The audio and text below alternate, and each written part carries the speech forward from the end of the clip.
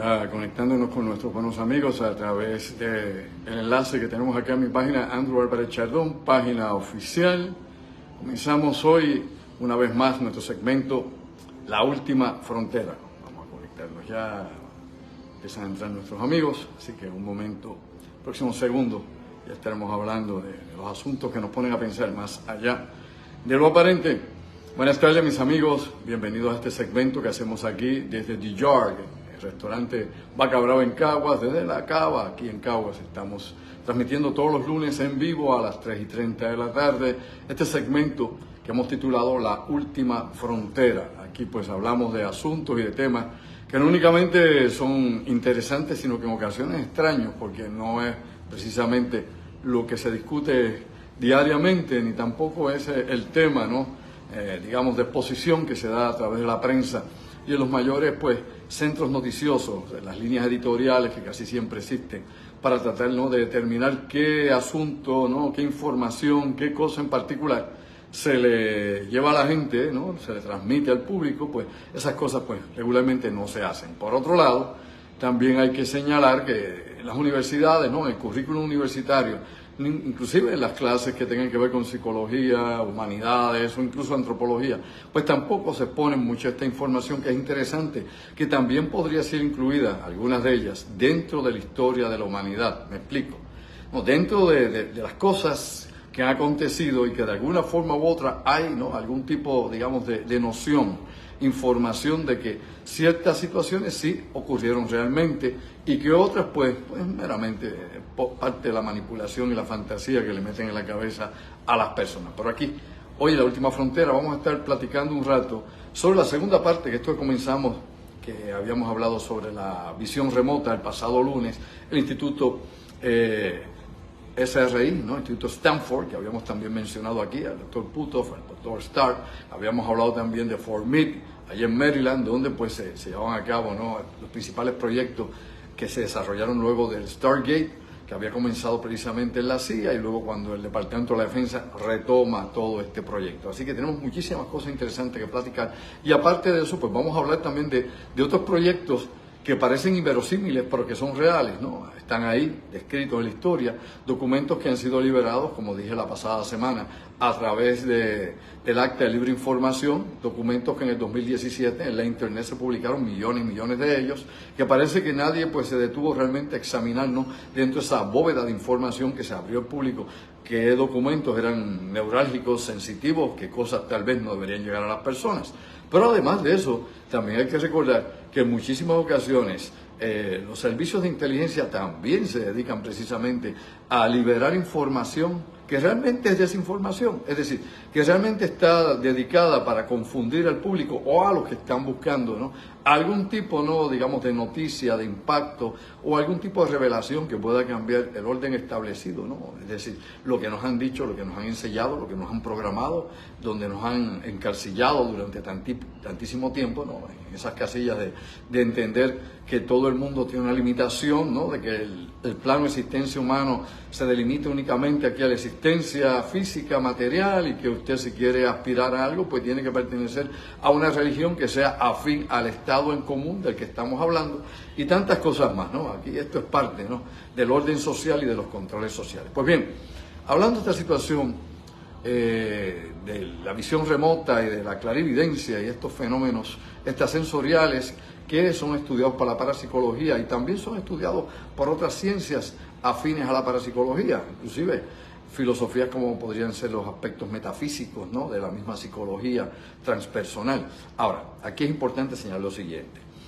Hay varios proyectos que se dieron en la última etapa del año 1990 a 1995, en la última etapa de lo que fue Stargate, ¿no?, en esa última etapa de Central Lane, de todos estos proyectos que aquí he hablado, que fueron dirigiéndose no únicamente a poder ver lo que estaba pasando en un edificio, en una instalación lejana en el mundo, o tal vez los planes secretos que tenía algún general o algún proyecto clandestino que tuviera el enemigo, sino que se empezó a tratar de trabajar con la progresión mental. Me explico, ¿no?, con las capacidades de poder ver el futuro, si esto es posible.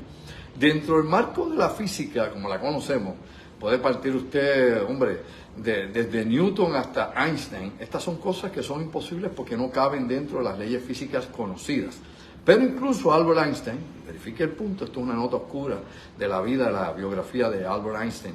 Inclusive Albert Einstein tenía amigos, específicamente la esposa de un amigo muy cercano de él, que tenía dones psíquicos y que en varias ocasiones Einstein mismo, ¿no?, el padre de la ley de la relatividad, se reunió con esta señora y con su amigo para ver qué tipo de experiencias se daban, ¿no?, para tratar de entender tal vez si había una explicación física de esas capacidades mentales, ¿no?, esas capacidades psíquicas de poder, qué sé yo, dar información que no era posible adquirir de la forma regular, a través de los sentidos o de cosas que ya se conociesen. En aquel momento, Albert Einstein adoptó, digamos, esta forma de llamar este tipo de facultades, ¿no? Le llamó radio mental, ¿no?, la forma en que él trató de entender a su manera lo que pudiera ser esta percepción extrasensorial, pues le llamó el radio mental. Un radio que se sintoniza en diferentes frecuencias, esa es nuestra mente, utilizando obviamente nuestro cerebro, que es el órgano principal que nos enlaza con el sistema nervioso y el cuerpo físico, y este radio mental pues podía captar frecuencias que estaban aledañas, ¿no?, a nuestra percepción regular o inclusive a las ondas electromagnéticas o a las fuerzas del universo como las entendía Einstein dentro de su teoría de la relatividad. Como él no pudo profundizar en esto, al igual que otros expertos en diferentes campos de la materia a través de la historia, el mismo Sigmund Freud, si usted busca la biografía de Sigmund Freud, se pone a leer sobre Sigmund Freud, el padre del psicoanálisis, va a encontrar, por ejemplo, de que en los últimos años de la vida de Sigmund Freud trató de entender el sexto sentido. Le estuvo fascinante el tema.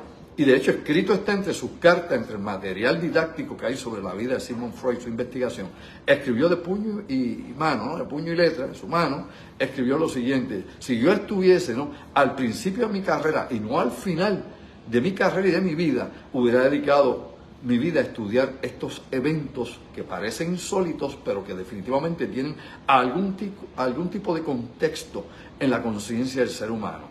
Y le interesó, hizo varios escritos sobre la cuestión del sexto sentido, uno que fue su discípulo y luego pues tal vez fueron opositores en el sentido de estructurar teorías del comportamiento humano y de la estructura del inconsciente, que fue Carl Gustav Jung, el padre de la teoría del inconsciente colectivo. Pues Jung también dedicó muchísimo tiempo en su vida a tratar de entender estos fenómenos y a los, por ejemplo, en aquel entonces, a las mediums, ¿no?, a las personas que tienen estas capacidades, ¿no?, mediunímicas, que tenían esas capacidades de percepción, y dedicó años y años, inclusive experimentaba con una prima de él que tenía esas facultades. Doy todo este trasfondo histórico para que entendamos en dónde nos vamos a mover, porque definitivamente hay información real, ¿no?, hay experimentos reales, ¿no?, hay datos que son ciertos, pero que no es charlatanería, ni es el loco de la esquina, ni toda esa, ¿qué diría yo?, toda esa desinformación que se ha creado con el mercadeo del sexto sentido, de las líneas que hay por ahí que usted llama para que le lean el tarot, de la astrología y tantas cosas que mucha gente se aprovecha, ¿no?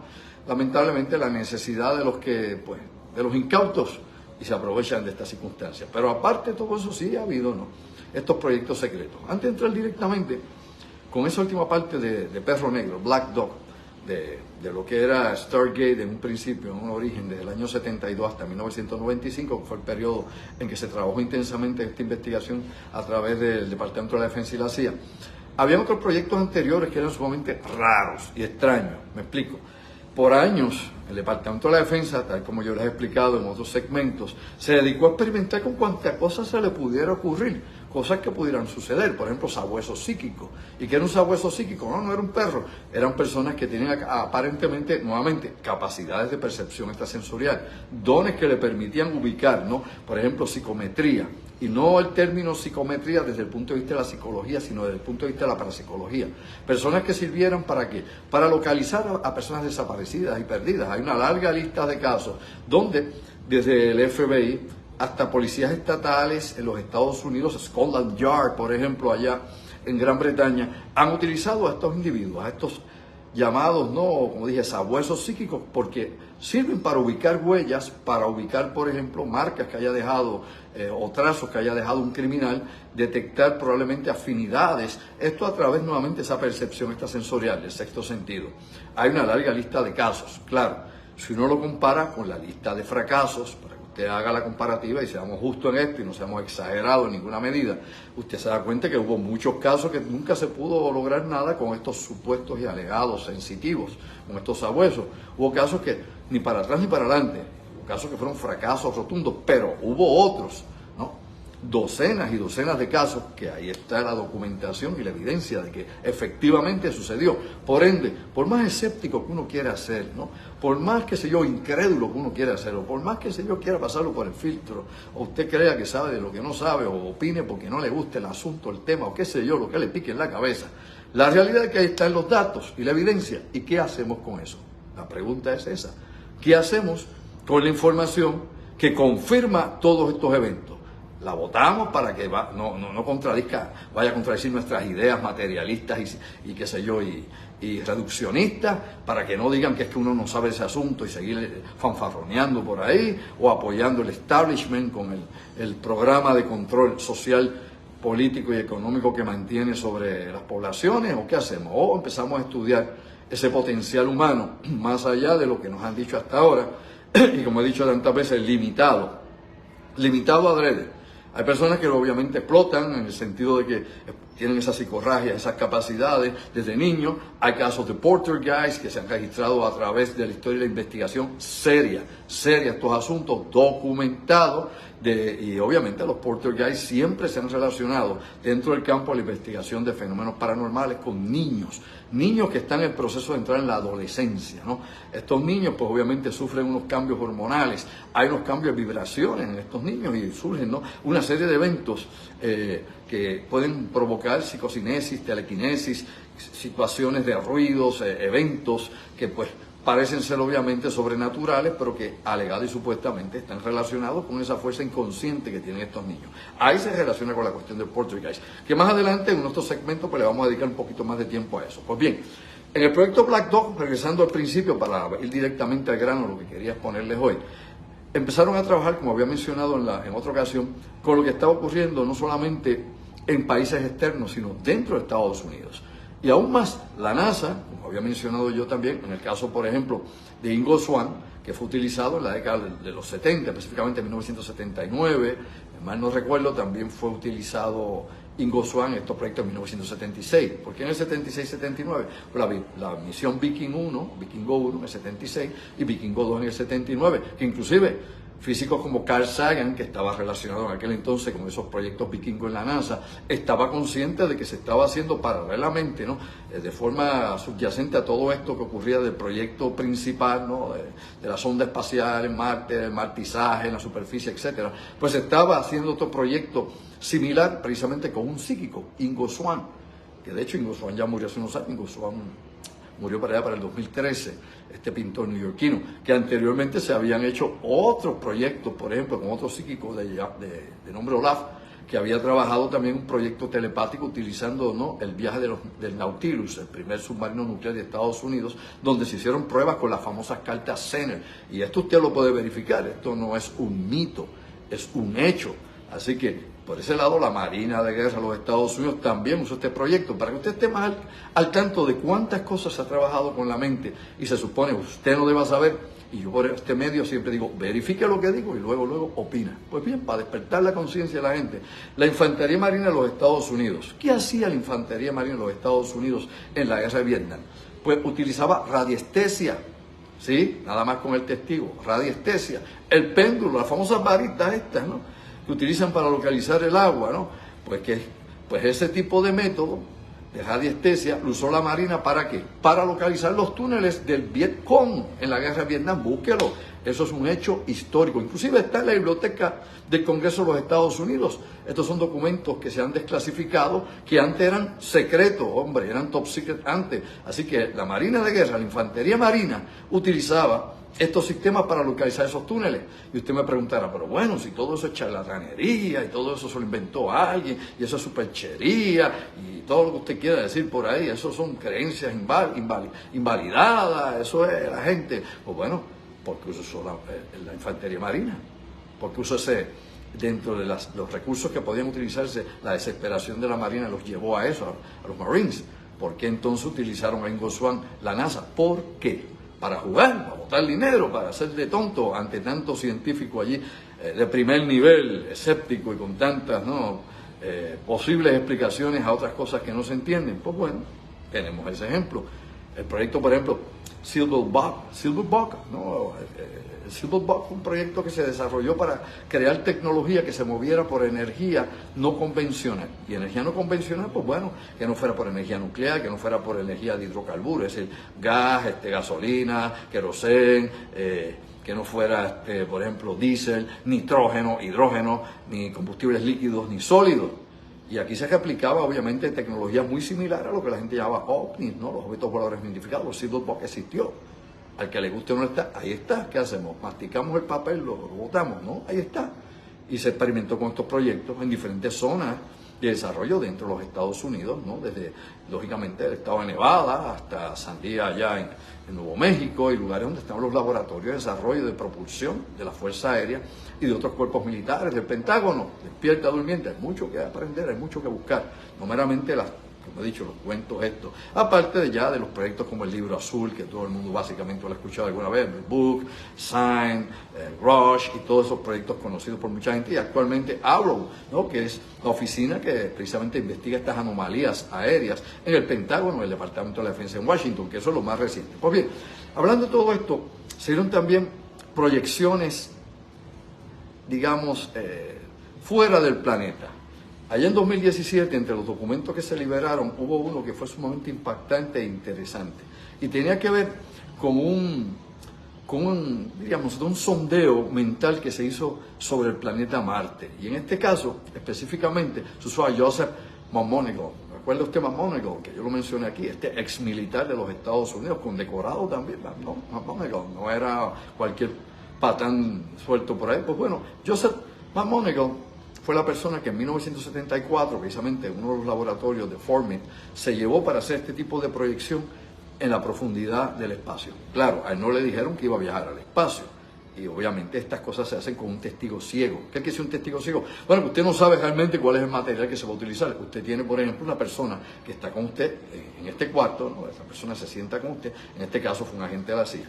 Y obviamente lo están grabando todo, aunque no se ha podido nunca conseguir ni los videos ni nada sobre lo que pasó aquí, meramente los documentos oficiales de este experimento que se hizo en 1974. ¿Qué hizo este señor? Pues bueno, le dan un sobre sellado, el sobre está completamente cerrado, no se sabe lo que hay dentro, y simplemente le dicen, vas a buscar coordenadas, dónde está ese lugar, ubicación de ese lugar, y un periodo de tiempo que sea en el pasado. Vamos a bajar al pasado 1.000.000 de años antes de la fecha del Cristo, ¿no? Antes de nuestro calendario, ¿no? Utilizando obviamente antes de Cristo, después de Cristo, 1.000.000 de años antes de Cristo. Y eso fue lo único, la única información, se dio su viaje. Cuando entra en este trance, porque hay un trance y obviamente se da esa visión remota, Maumonigal empieza a decir lo siguiente, que llega a un lugar que hay mucha arena. En ese lugar hay un obelisco gigantesco que se le parece al que hay en la ciudad de Washington. Luego dice que hay unas pirámides en ese lugar, que hay canales en ese lugar, que hay acueductos en ese lugar, ¿no? Que hay túneles grandes y grandes caminos en ese lugar, pero que todo está como seco, que todo está como sin vida, que esas pirámides que ven en ese sitio se parecen en algo a las de Egipto, pero no es Egipto, y que esas pirámides aparentemente servían como un refugio para alguien, para tormentas que sucedían en ese lugar, y que en ese refugio habían humanoides, oiga bien, humanoides en estado de animación suspendida, ¿no? Que estaban obviamente encapsulados en estado de animación suspendida, y que el tiempo de esos seres que estaban allí ya había pasado. Me explico, estaban muriéndose, ya la época de ese tiempo, de lo que él estaba viendo, ya no existía, ya no estaban vivos. Después de esa descripción que él da, obviamente, el agente a cargo, ¿no? La persona que estaba dirigiendo la sesión con Joseph Maumonigal, lo que hace es que abre el sobre y el sobre ubica ubicación, planeta Marte, fecha 1.000.000 de años antes de Cristo. Y esta información, uno se pregunta, caramba, ¿para qué la CIA pone esto en documentos clasificados? Esto se va entre millones de documentos, más de 17 millones de documentos que se fueron por ahí, y entre todos esos documentos que salió del Vault, ¿no? de los archivos de ellos, surge este con otros adicionales, incluyendo los de Black Dog y los de las Torres Gemelas que yo le hablé la pasada semana. Si no vio el segmento la pasada semana, ya es un brinquito el lunes, busca ahí en mi página Andrew Albert Charlon, página oficial, o en mi canal de YouTube, y busca La Última Frontera, y ahí va a entender de qué se trataba esta situación de las Torres Gemelas y el boceto que habían dibujado, ¿no? Uno de estos psíquicos de este escuadrón de sondeo que ellos utilizaban. Y esto es muy interesante porque uno se pregunta realmente por qué el gobierno no hace estos experimentos si realmente no existiesen estas cosas, por qué invierte tantos millones de dólares, ¿no?, de los contribuyentes, por qué lo mantiene en la actualidad, despierta durmiente, en el secreto, porque en la actualidad, sepa usted, el 85% de la documentación sobre Stargate, Black Dog y todos los proyectos de sondeo en la Tierra, fuera de la Tierra, a nivel de viaje mental, llámele usted viaje astral, visión remota, clarividencia, ojo, el viaje del alma, como le queramos llamar, dependiendo del concepto que queramos utilizar, pues, ¿por qué se mantiene todavía en secreto? Si fuera eso, qué sé yo, como he dicho yo, un cuento, si fuera eso, desinformación para los servicios de inteligencia rusos, que les importa un pepino angolo ese tema en la actualidad, que fuera esto, qué sé yo, superchería. Así que, obviamente, por más escéptico que alguien quiera ser, ¿no?, por más que quiera uno definir la cosa en el materialismo extremo, ¿no?, y reducirlo, ¿no?, de la forma que pueda, no se puede justificar, no hay forma, no hay manera, no hay justificación, no únicamente la inversión de dinero, sino, como he dicho, 85% de todo el material sigue clasificado, más escondido inclusive que el asesinato de John F. Kennedy, para que despierte durmiente. Obviamente, estas cosas pues nos tienen que poner a pensar más allá de lo aparente. Pues bien, entre las muchas cosas interesantes que uno encuentra a través de los años que yo llevo investigando esto, ¿no? Llevo a 50 y pico, ya 51 años en este tipo de investigaciones, buscando cosas inusuales, descartando algunas cuando uno las leyó por años y creía que eran así. Después uno busca evidencia real, información que pueda, ¿no?, qué sé yo, sostener lo que se dice, y uno se da cuenta con los años que muchas de las cosas que uno todavía ve por ahí, escucha por ahí, son cuentos de camino, que embuste, mentira de algunos que otro buscón de la vida o gente que está fantaseando, pero hay otras cosas que aparecen detrás de esas. Incluso en ocasiones, mi amigo y mi amiga, muchas de estas historias sirven ¿para qué? Para camuflajear, para tapar otros proyectos que realmente sí son vitales dentro del programa que tenía de investigación la CIA, el Departamento de la Defensa, u otras agencias como la CEO, apunta, CEO, que es más secreta que la NSA, que es más secreta que la CIA, que el DIA, por ejemplo, del Departamento de la Defensa, que incluso, para que usted sepa, de esto vamos a hablar más adelante, incluso la Marina de Guerra de Estados Unidos tenía un proyecto de transbordadores espaciales. ¿Lo sabía? No, no lo sabía, no venga con el cuento. Claro, y esto, de hecho, lo habíamos presentado, qué sé yo, hace como 20 años o más, en una de las conferencias, ¿no?, fotografías precisamente de miembros del Navy que estuvieron involucrados en algunos de estos proyectos, de estas cosas, pues usted ve que no las publican ni en revistas sensacionalistas de OVNI, nada de esto, porque esto es material. El de verdad, ese no aparece. El de verdad, ese no se usa porque no es sensacionalista como otros quieran, pero realmente debe ser emocionante uno descubrir que el Navy tiene un proyecto oculto de transbordadores espaciales. ¿En qué década? Bueno, en la misma década que estaban los transbordadores de la NASA. Que estaba el Columbia, que estaban todos esos viajando, pues los Navy, en otras instalaciones que tenían, por ejemplo, en el Índico, en otras regiones, hacia sus viajes. ¿Para qué? Bueno, esa es la gran pregunta, porque actualmente se supone que se está vigilando a los rusos como se está vigilando a los chinos, que ahí está el Space Force, que se supone que son del espacio, a ver si han puesto armas en órbita o qué cosas pueden haber. Se han descubierto cosas bien interesantes, pero entre todas estas cosas hay una que surgió de lo que Estados Unidos sí ha hecho secretamente en el espacio. ¿Me explico? Por ejemplo, hay un satélite o varios satélites de Estados Unidos que se supone que son indetectables. No se sabe exactamente la forma que tienen, que el X-37 cuando da esos viajes, que está meses allá, alegadamente está trabajando, ¿no?, de forma robótica, ¿no?, con estos satélites que son stealth, ¿no?, que no se pueden localizar. Entre ellos está el Palladium. Apúntalo, busca, vamos a ver si encuentra. Palladium at night, como le dicen algunos, y de hecho dentro de la Fuerza Aérea y dentro de Space Force existen escuadrones que son del Palladium, que son precisamente militares que trabajan con ese programa ultra secreto que hay en el espacio ulterior, ¿no?, que está obviamente en diferentes órbitas de la Tierra y que son satélites que tienen la capacidad de cambiar de órbita, despierta, durmiente. Esto, hay muchas cosas, ¿ves?, desde tecnología, sexto sentido, hasta lo que se supone usted no deba saber. Ahora, dicho todo eso, el tiempo que me queda, quiero hablar un poco de Vanguard. Usted me dirá, ¿qué es eso de Vanguard? Bueno, estos son unos temas más interesantes y raros que uno puede encontrar. Vanguard fue una organización, como si fuera una agencia, originalmente una fuerza militar que desarrolló el presidente Ulysses Grant una vez ganó la guerra civil. Allá en 1868 organizó el Vanguard. Pero no era Vanguard en aquel entonces, en aquel entonces era Vanguard. Después fue que le cambiaron el nombre y le pusieron el FVZA. Era como se llama esta agencia. Usted la puede buscar, busque. Yo aquí no hablo de nada que realmente no esté ahí, usted lo pueda ver. Pues, ¿qué era esto? Pues bueno, usted se va a reír. Hay gente que se ríe, hay gente que lo coge más en serio. Al finalizar la guerra de secesión, ¿no? La guerra civil de Estados Unidos, el presidente Ulysses Grant decidió, ¿no?, preparar el Federal Vampire Zombie Agency. ¿Sí? ¿Oyó bien? No es Dawn of the Dead, ni es Hollywood, ni es ninguna de esa gente. Oiga bien. Federal Vampire Zombie Agency. Y existió, sí, existió. Existió por más de 100 años, lo sabía. Por más de 100 años, el gobierno federal, en su cuerpo de inteligencia y seguridad nacional, tenía una agencia que llamaban FVZA, ¿ok? Que era el Federal Vampire Zombie Agency, que había surgido de lo que Ulysses Grant había hecho en 1868, que se llamaba Vanguard. ¿Y por qué Van? Por Vampire. ¿Y qué dicen? Bueno, aquí es interesante, porque usted busca los documentos sobre esto, y yo me di la tarea de hacerlo hace muchos años, inclusive, me acuerdo de aquel entonces, Orlando Plata daba conmigo conferencias allá en la Interamericana, y en los muchos años, pues, empezamos a buscar esa información, y localizamos cosas bien interesantes. ¿Y qué pasó? Pues bueno, entre ellas dicen ellos que en 1888 hubo una, ¿cómo diría ellos? Una revuelta, creo que fue que decía el documento. Hubo una revuelta de vampiros, oigan bien, en la ciudad de Nueva York.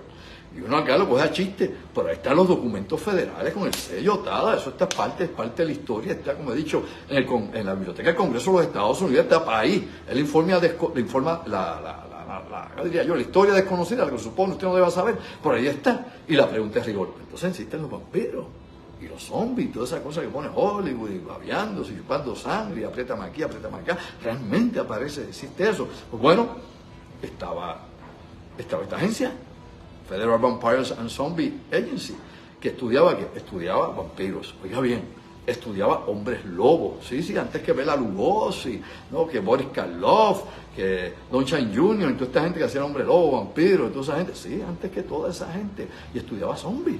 Y dice, ¿cómo era esto? Pues bien, alegadamente partía esto, oiga bien lo que dicen los documentos federales, no yo, busque y despierta durmiente. Decía que durante la guerra de secesión hubo muchísimos casos de entidades o de personas que aparecían entre las líneas enemigas y entre las líneas del ejército, tanto del norte como del sur, comiéndose a los muertos o absorbiendo la sangre de los heridos que todavía estaban tendidos sobre el campo de batalla. Y que esto se confirmó en decenas de ocasiones. Y debido a esa experiencia que tuvieron tanto militares, generales y comandantes de los confederados del sur como de la federación, como del norte, pues una vez terminó la guerra, se unieron fuerzas y se buscaron científicos, médicos y militares para organizar el Vanguard. Y luego con los años pasó, como he dicho, a ser Federal Vampire Zombie Agency, el FVZA.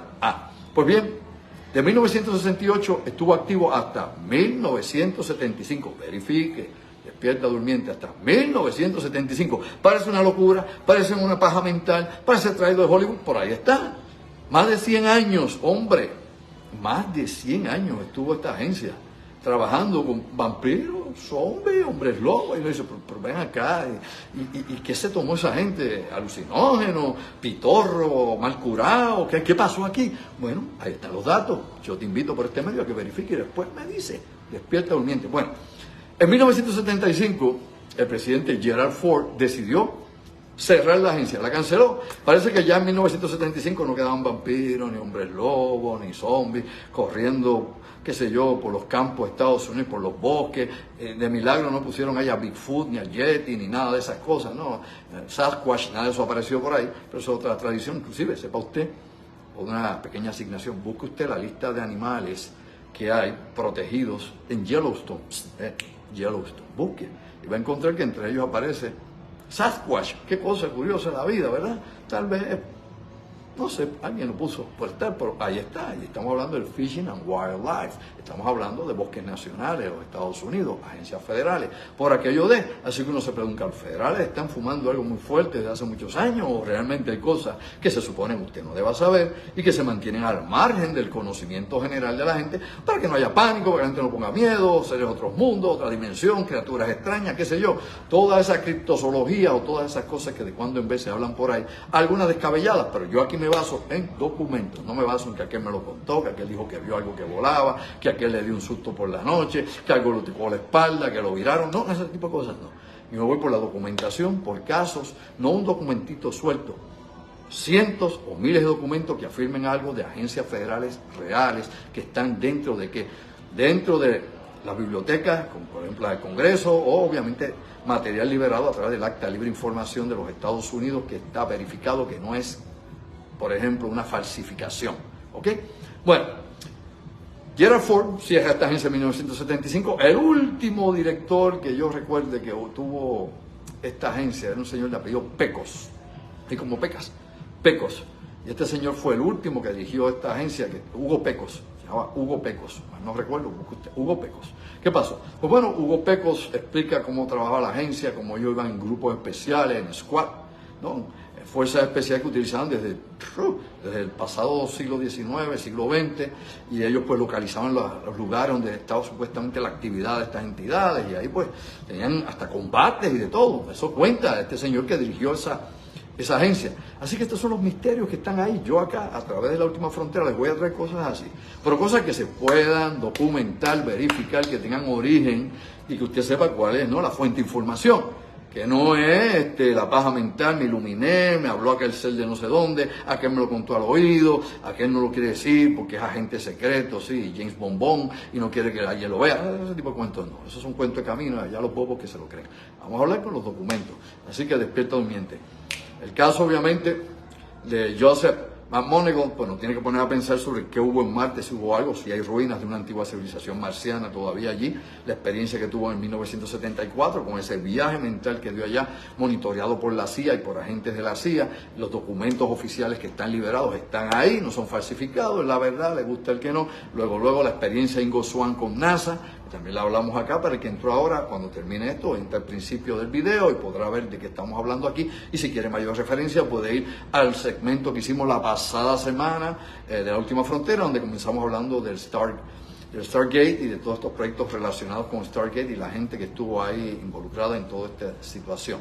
Luego, esta cuestión de Vanguard o el FB o FVZA, verifique Federal Vampire Zombie Agency, mi madre. Y hay otras más. Tranquilo, lo vamos a llevar aquí y le vamos a dar también referencia para que usted pueda buscar y saber dónde está. Va a ver que hay muchas más. Aquí hay una cosa increíble. Ese es el famoso gobierno secreto del que tantísima gente habla. Y de usted cuando oye hablar, hablan de 1000 conspiraciones, 1000 teorías de conspiraciones, y las teorías de conspiraciones son adrede. Se deja un espacio para que la gente especule, para que la gente se invente lo que no sabe y se imagine o interprete como quiera. Este es un mundo bastante sencillo. Aquí lo que varía en este mundo son que las interpretaciones que se dan y cómo pues cada cual saca algo de contexto, lo pone por aquí, por allá, pero obviamente hay una médula de todo esto, ¿no? Una columna vertebral del que surgen todas estas cosas. Así que acá, nuevamente, en La Última Frontera yo voy a estar hablando de estos asuntos más cotidianamente, les voy a traer cosas diferentes a lo que hago en Pensando en Voz Alta, que estaremos nuevamente este miércoles, 7:30 de la noche, pensando en voz alta como siempre, con los temas de lo que está en el acontecer internacional, de toda esta situación que hay en el mundo que está patas arriba, mi madre. Y luego estaremos el viernes junto con mi directo amigo y colaborador, el ingeniero Orlando Pla, y hay tantas cosas pasando a la vez en este mundo que estas otras informaciones, como he dicho tantas veces, pasan ya desapercibidas, pasan a segundo, tercer nivel, porque la gente está viviendo el aquí y ahora y hay tantos peligros a los que nos exponemos y tantas amenazas que muy poca gente se pone a hacer este tipo de research. Claro, yo soy en esto, ¿no?, lo más objetivo posible y también les soy sincero, estas son cosas que yo investigué hace 20, 25 años atrás, cuando la situación no estaba como ahora, donde había paz y amor, se había caído la Unión Soviética, el mundo era peaches and cream, los Estados Unidos controlaban todo, nadie llevaba nada, no habían derribado las Torres Gemelas, no había nada de eso. Y obviamente uno podía dedicarse, concentrar a buscar este tipo de información que hoy en día pues permanece pues ya más rezagada, más perdida en el tiempo y el espacio, y que tal vez usted nunca oyó, tal vez oyó de refilón, tal vez de cuando en vez, pero acá vamos a ir trayendo información verificable. Así que le agradezco como siempre estar conmigo acá. Compartan este video, denle un like, ahí dice que pongan una estrellita. Yo creo que es algo que la gente da, que abona, no sé, para que uno se mantenga aquí, mejore la cosa. Creo que las estrellitas esas son algún tipo de aportación, pero ya eso yo no brego con esto. Yo soy, como he dicho, no soy digital todavía, estoy tratando de aprender un poquito. Mi productora Denise Bay sí lo es, el webmaster Carlos Figueroa va a subir esto también allá a mi canal de YouTube, Andrew Alvarez Chardón. Yo sigo siendo análogo, pero hay que adaptarse a los tiempos. Vamos a ver dónde llego. Gracias, mis amigos, un abrazo. Compartan este video, le dan ya usted sabe, un ok a esto que hemos presentado aquí, le dan un like, y si quiere mandar una estrellita, la manda, si no, qué sé yo, no se estrelle, cuídese. Así que, ojo visor, oído en tierra, sayonara, hasta el miércoles, se me cuidan. Desde Bacabrava aquí, estamos en la cava, se come bueno acá, se me cuidan mucho. Cagua.